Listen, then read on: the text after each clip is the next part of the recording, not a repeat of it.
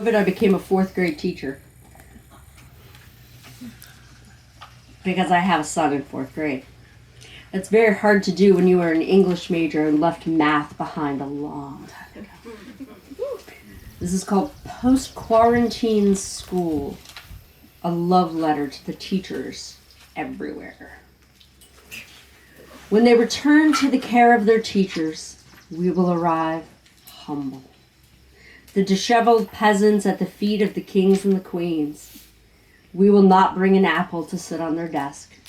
Gifts of respect, awe, possibly wine.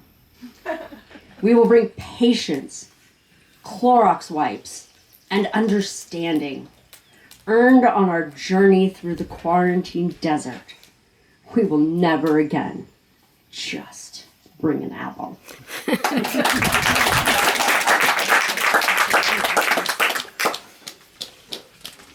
This came from PBS, a very good source for poetry.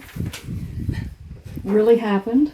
It's called Making the Cut, the God Committee.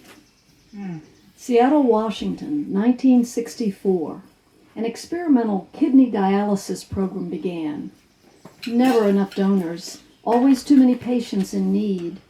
The clinic set rules. In order to qualify, you had to be a Seattle resident. Over 18, under 46.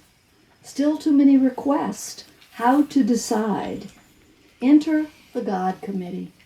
A group of anonymous people who considered the supplicants, decided who was most worthy, in short, who might live, who would die. Naturally, they had a regular name, a clinic committee name, but doctors, nurses, and patients coined the God Committee, and it stuck. Anonymous people, banker, lawyer, minister, labor leader, sergeant, housewife, suddenly promoted to God status. From 5 applications, physician recommended they could only choose 2 to receive treatment. After eliminating as many as possible given the rules, they added a rule of their own. Whose death would most deprive the community? Being white and mostly male, they unsurprisingly chose white males. One doctor appealed on behalf of his plucky 15-year-old patient, Caroline. Though under the age rule, she was a fighter, worth saving, whose fellow students carried her up and down the stairs at school, whose friends donated blood for her when needed. Dr. Scribner offered to treat Caroline on his own time, thinking the omnipotent sextet might make an allowance. Just let me use the machine, he implored. Despite her doctor's impassioned plea, the God Committee said no. When they delivered, in essence, a death sentence for Caroline, her mother said on hearing, "Everything stops. Part of you dies." Then, like any physician of conscience who believes in his patient and has confidence in her mother to learn the technique, he took matters into his own hands and declared he was starting an experimental program to determine if family members could be trained to perform dialysis at home on their needy family member. He secured funding, set up the new program, and called his engineer, who agreed to build a small, portable blood cleansing machine for Caroline. Albert and his team worked non-stop. They had no luxury of time.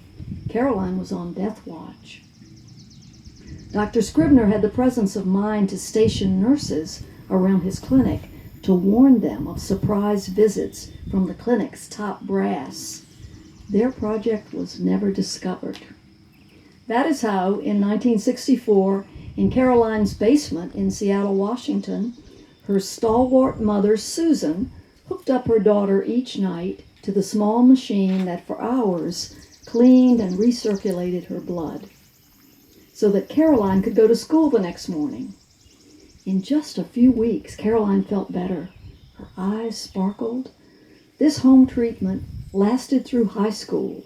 Caroline started college. She lived 4 more years before her veins and arteries scarred over and refused to accept dialysis any longer. There were more and more blood clots to unblock. Her body was worn out. but she won 4 more years of life, 4 more years with family and friends.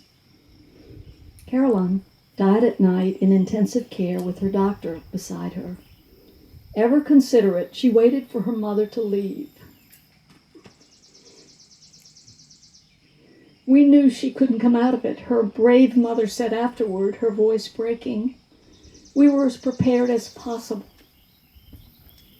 Caroline's remarkable mother died at 91, having trained hundreds of people to use home dialysis machines for their loved ones. Albert's life-extending machines, now in use everywhere, made Dr. Scribner's project a success. Caroline, in her short life, left a legacy for people around the world. The God Committee? Retired. No one misses them either.